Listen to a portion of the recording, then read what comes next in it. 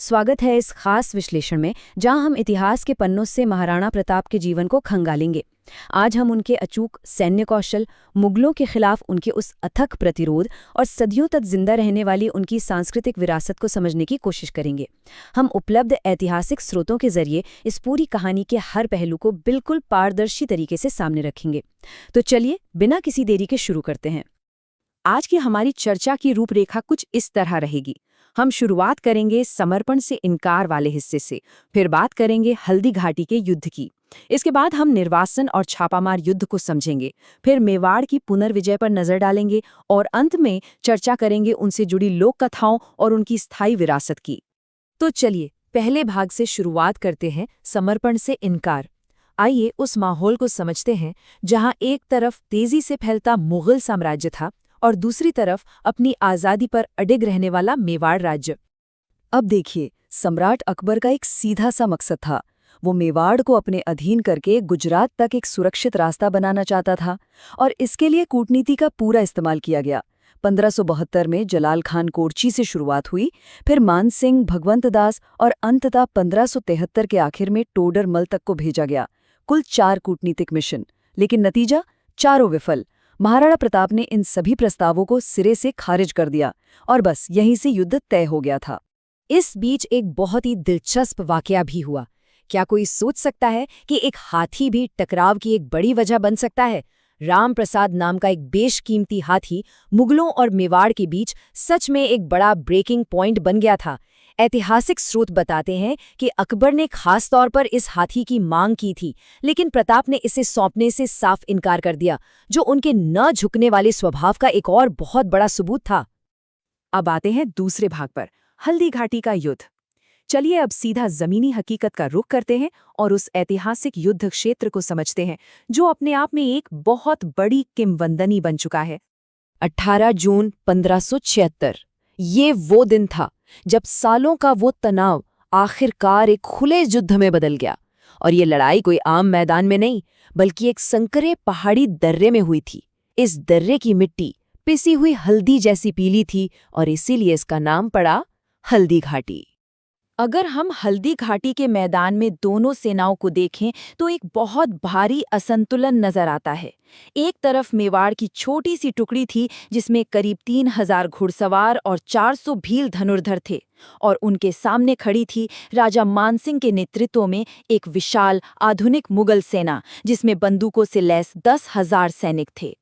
इस लड़ाई की भयावहता का अंदाजा मुगल दरबारी अबुल फजल के इन शब्दों से बखूबी लगाया जा सकता है। उन्होंने लिखा है, रक्त के 2 महासागर आपस में टकराए, जलती हुई लहरों से मिट्टी ट्यूलिप के रंग की हो गई। ये एक ही लाइन बताने के लिए काफी है कि वो युद्ध कितना भीषण रहा होगा। अब एक बड़ी ही अजीब चीज देखिए, इस युद्ध में असल में कितने लोग मारे गए, ये पूरी तरह इस बात पर निर्भर करता है कि इतिहास लिखा किसने। मुगल अकेडमिक रिकॉर्ड्स कहते हैं कि कुल 500 लोग मारे गए। वहीं समकालीन मेवाड़ी रिकॉर्ड्स में ये संख्या 1600 है। और अगर हम बाद की राजस्थानी लोक कथाओं की माने तो ये आंकड़ा सीधा छलांग लगाकर 20,000 तक पहुंच जाता है। ये साफ दिखाता है कि युद्ध की विशालता को अलग अलग दृष्टिकोण से कैसे देखा और दर्ज किया गया। बढ़ते हैं तीसरे भाग की तरफ, निर्वासन और छापामार युद्ध। युद्ध के मैदान में जब प्रताप बुरी तरह घिर गए तो एक दूसरे सेनापति ने ध्यान भटकाकर उन्हें वहां से निकलने का मौका दिया, और यहीं से इस संघर्ष का एक बिल्कुल नया अध्याय शुरू होता है। अब सीधी लड़ाई लड़ना मुमकिन नहीं था, तो एक नई सामरिक रणनीति अपनाई गई, छापामार युद्ध यानी गिरिलिया वॉरफेयर।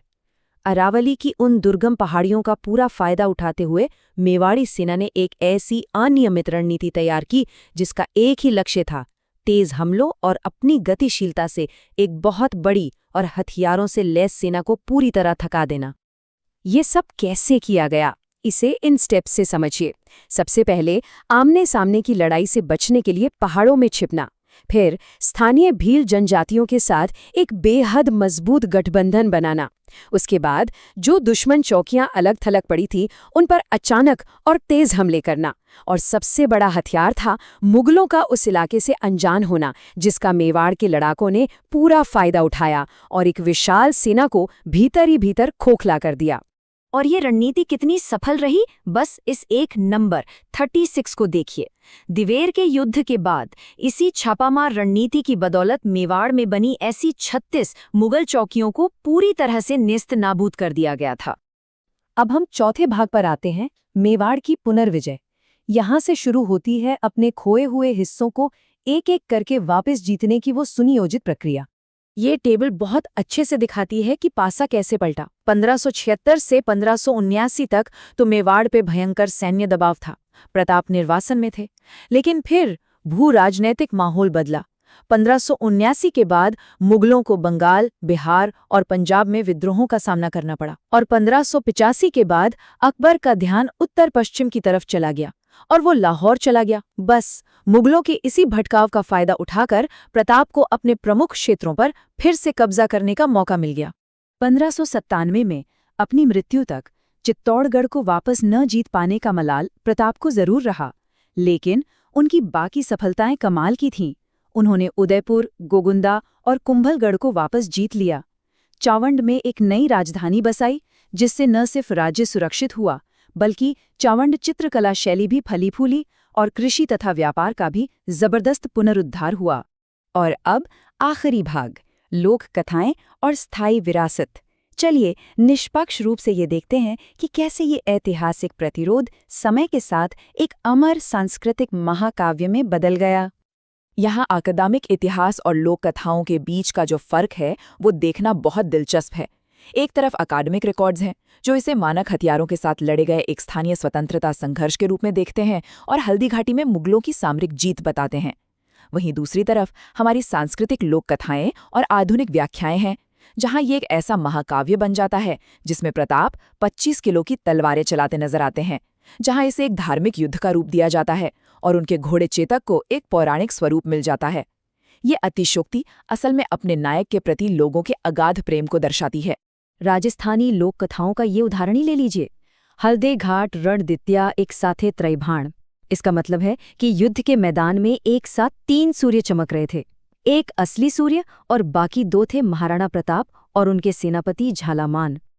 लोक कथाओं में किस तरह नायकों को सचमुच सूर्य या देवताओं के दर्जे तक पहुंचा दिया जाता है, ये उसका एक बहुत ही खूबसूरत काव्यात्मक उदाहरण है। लेकिन महाराणा प्रताप की उस अदम्य भावना का असर सिर्फ उनके अपने युग तक ही सीमित नहीं रहा। उनकी रणनीतियों ने सदियों तक आने वाली पीढ़ियों को प्रेरित किया। दक्कन में मलिक अंबर से लेकर महान मराठा नेता शिवाजी तक सब उनकी रणनीतियों से प्रभावित थे।